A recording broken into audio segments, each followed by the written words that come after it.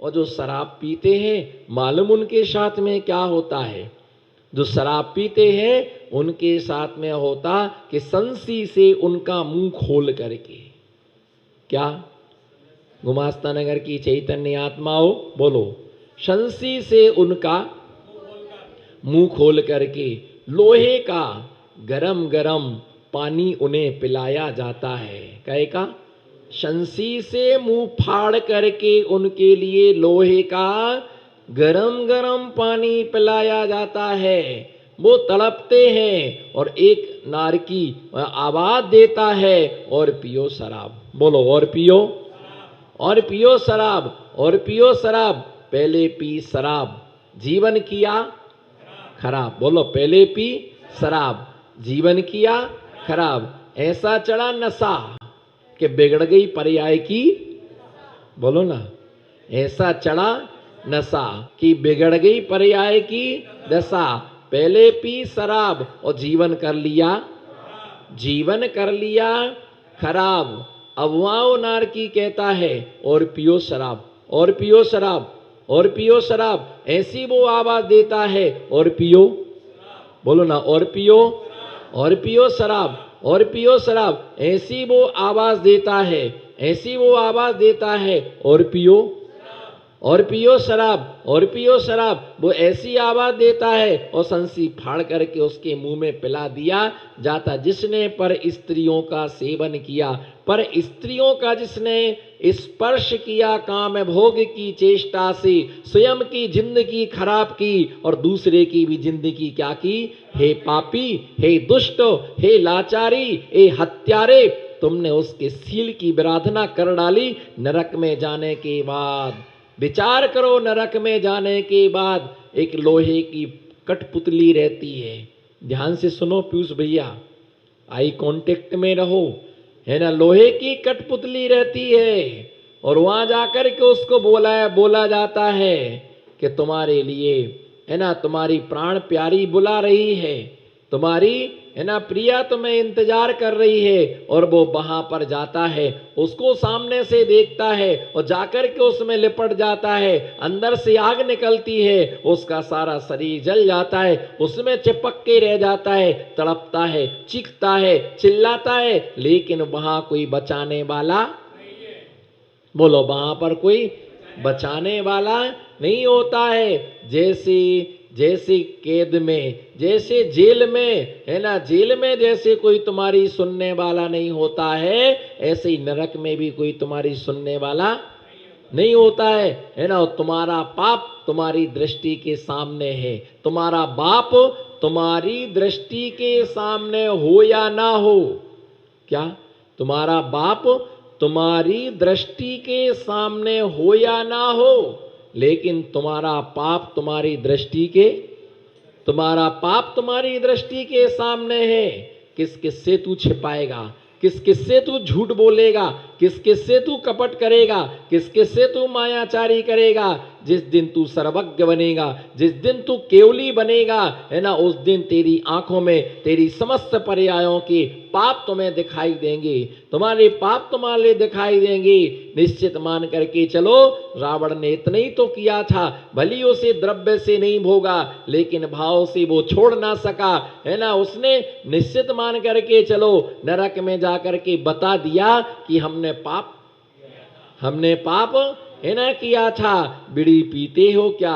नहीं नहीं, मैं कभी नहीं पीता हूं, लेकिन जब कैंसर होगा, जब कैंसर होगा तब तुझे स्वीकार करना पड़ेगा कि बीड़ी हमने पी, तमाकू हमने खाई, गुटखा हमने खाया। अपने आप जब पाप का घड़ा फूटता है ना, तो कोई फूटी आंख नहीं देखता है। बोलो जी, गुमास्ता नगर की चैतन्य आत्माओं, जब पाप का घड़ा फूटता है तो कोई फूटी आंख, नमो सिद्धाड़म, जब, है ना, जब पाप का घड़ा फूटता है, जब पाप का घड़ा फूटता है तब कोई फूटी आंख देखता नहीं है। सब कुछ फूट जाता है, कुछ भी हमारे सामने बच नहीं पाता, है ना। जिसके लिए ऐसा ही दिया कि ऐसे नरक आदि के जो दुख है, किसके दुख हैं? ये नरक आदि के है ना दुख है, ऐसे नरक आदि के दुखों के लिए असहाय वेदनी नरक घोर है ना दुखों से जिसकी बुद्धि अत्यंत पीड़ित भयभीत है, जो क्या डर रहा कि भगवान मैं नरक में ना चला जाऊं। कहा बोलो, मैं तो नरक में नहीं जाना है, तो रात में नहीं खाना है। बोलो, खाना खाना और नरक में रवाना। नरक में नहीं जाना है तो रात में नहीं खाना है। बोलो, हाथ उठाओ।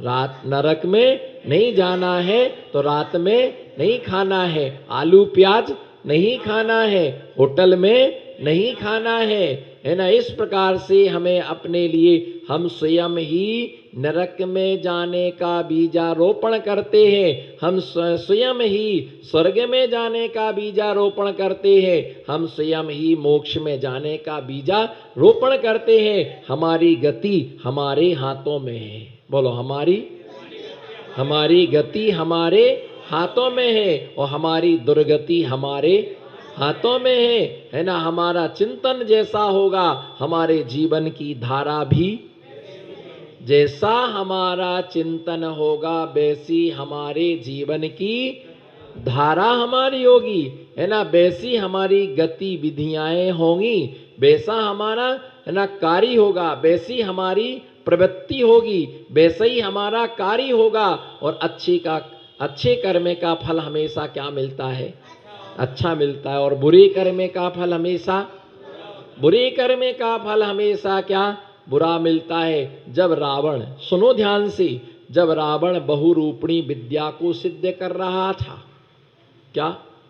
जब रावण बहुरूपणी विद्या को सिद्ध कर रहा था, बहुरूपणी विद्या के लिए सिद्ध करने के लिए अनेक प्रकार के बेला तेला चूला पचोला उसने क्या किए? उपवास किए। जब किसी छिद्रान्वेषी को पता चला, सच में किसी को पता चला कि रावण बहुरूपणी विद्या सिद्ध कर रहा, 24 दिन में सिद्ध होती है, आराधना में लगा हुआ है, रामचंद्र जी से किसी ने कहा आप आज्ञा करो तो मैं उसकी साधना में विघ्न डालूं, जिससे वो उससे क्या हो जाएगा? चलायमान हो जाएगा। किससे? मंत्र से चित्त चंचल होगा, जिससे उसे मंत्र की सिद्धि ना हो पाएगी, बहुरूपणी विद्या सिद्ध नहीं हो पाएगी। तो राम बलभद्र थे, उनके परिणामों में भद्रता थी, है ना। उन्होंने कहा अगर शत्रु भी पूजा में बैठा है तो उसमें विघ्न कभी भी, शत्रु भी यदि पूजा में बैठा है तो कभी भी विघ्न नहीं डालना, है ना। फिर यदि साधु सामयिक में बैठा है तो कभी भी विघ्न, शत्रु भी अगर पूजा में बैठा है, बोलो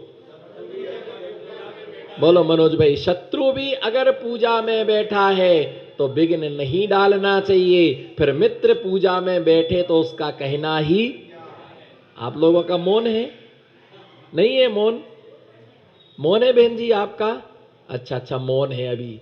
भैया ये ध्यान रख के चलना, शत्रु भी अगर पूजा में बैठा, फिर भी मैं 2 बार 3री बार कह रहा हूं, मैं बार इस बात के लिए फॉलो कर रहा हूं, शत्रु भी अगर पूजा में बैठा है, बोलो, शत्रु भी अगर पूजा में बैठा है, शत्रु भी यदि माला जप रहा है तो राम ने कहा था कि उसको कभी विघ्न नहीं डालना। फिर यदि मित्र साधना करे तो फिर कभी भूल करके भी विघ्न नहीं डालना। लेकिन विघ्न संतोषी को विघ्न करने में ही आनंद आता है। लेकिन हमारे जैन दर्शन का शाश्वत सिद्धांत है, किसी के बिगाड़ने से किसी का कुछ भी बिगड़ता नहीं है, और किसी के सुधारने से किसी का कुछ भी सुधरता नहीं है। हमारा पुण्य यदि सत्ता में है तो कोई हमारा बाल बांका नहीं कर सकता है, और पुण्य क्षीण हो गया तो कोई भी मुंडन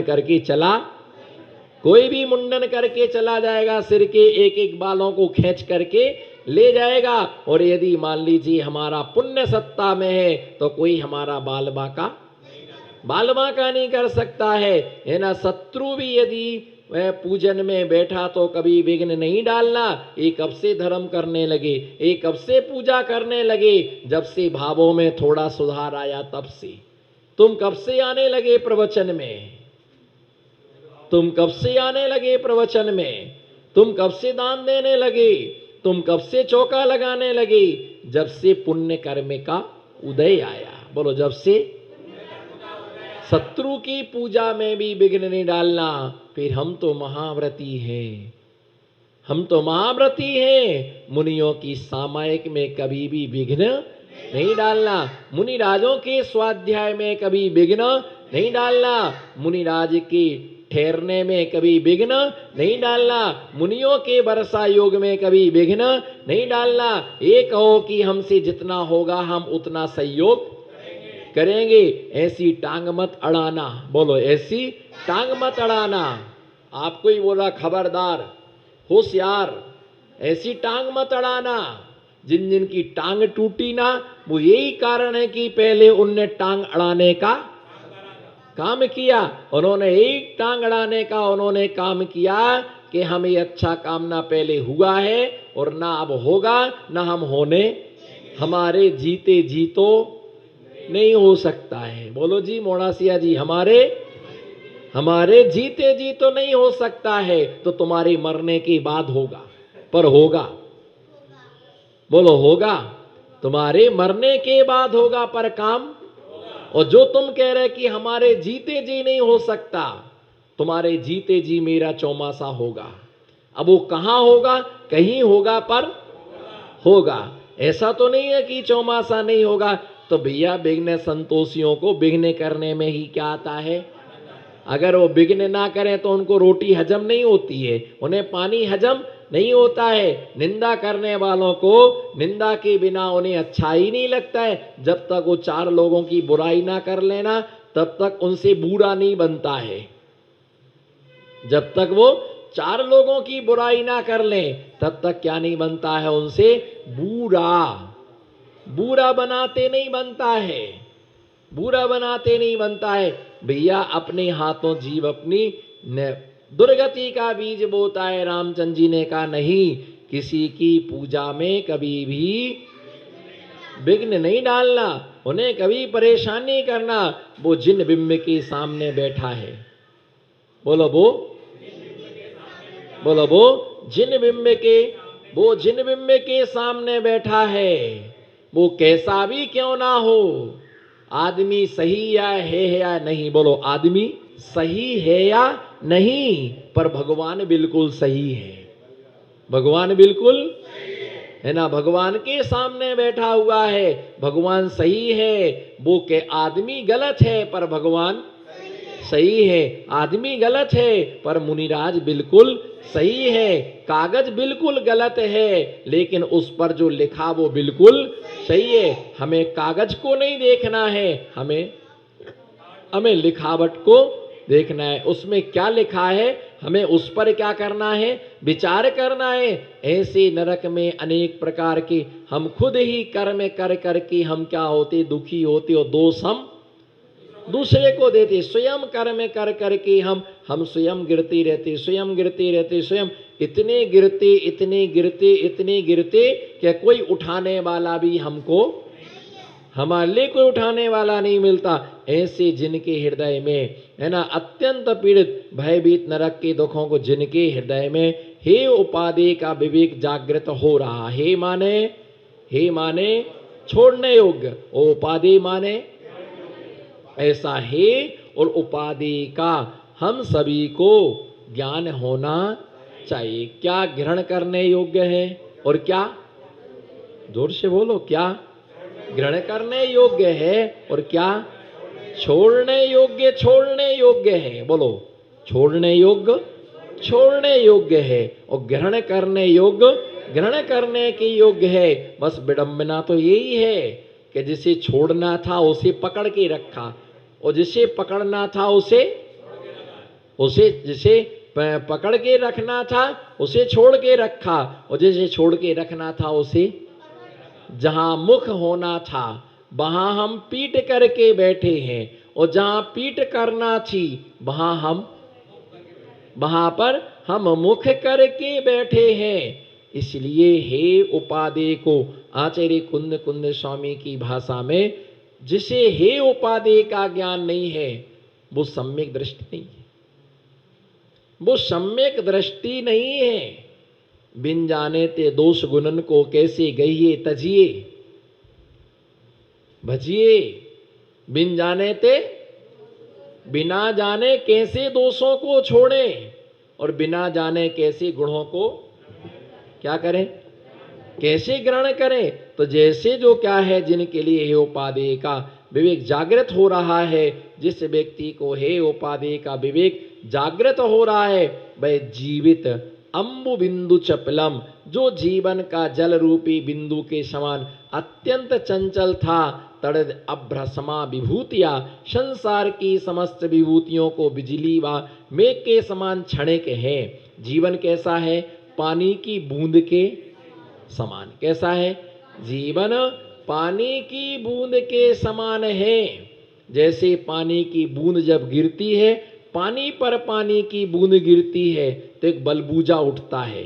क्या उठता है ना, क्या उठता है, जब पानी बरसता है और पानी की बूंद पानी पर गिरती है, तो एक बलबूजा उठता है, और बलबूजा उठते ही वो तुरंत क्या हो जाता है, तुरंत मिट जाता। तो जीवन कैसा है, पानी की बूंद के समान, नस्सुर, विनाशिक, क्षणिक, क्षणभंगुर, क्षणभंगुर नाश होने वाला है। आपके जीवन का नाश हो रहा है, मैं देख रहा हूं। हाँ बोलो ना, आपके जीवन का कैसे, बोलो हाथ उठाओ, कैसे, आयु कर्म के निषेक अभी खिर रहे हैं। कौन, देखो आयु कर्म के निषेक आपके क्या हो रहे हैं, आप मान जाओ, मैं आपको बोल रहा हूं आपके आयु कर्म के निषेक समझ जाओ आप, मैं आपके लिए समझा रहा हूं, समझ जाओ, आप मान जाओ। लेकिन कैसे माने, अब खिर रहे तो वे रुके ही नहीं रहे आयु कर्म के निषेक। प्रति समय आयु कर्म के निषेक क्या हो रहे हैं। आप कितने साल के हो गए, कितने साल के हो गए, 25, 32 साल के हो गए आप, 63 साल के हो गए। कर्मों की 63 प्रगति नाश, कहां जीती अभी अष्टादश, 63, हो 63 साल आपने निकाल दिए अपने, ओहो ओहो धन्य है। 45 वर्ष इन्होंने निकाल दिए अपने, 9 बस, धन्य है तुम्हारी पर्याय। जो इन्हें 45 साल में मिल रहा है, वो तुझे 9 साल में मिल गया है।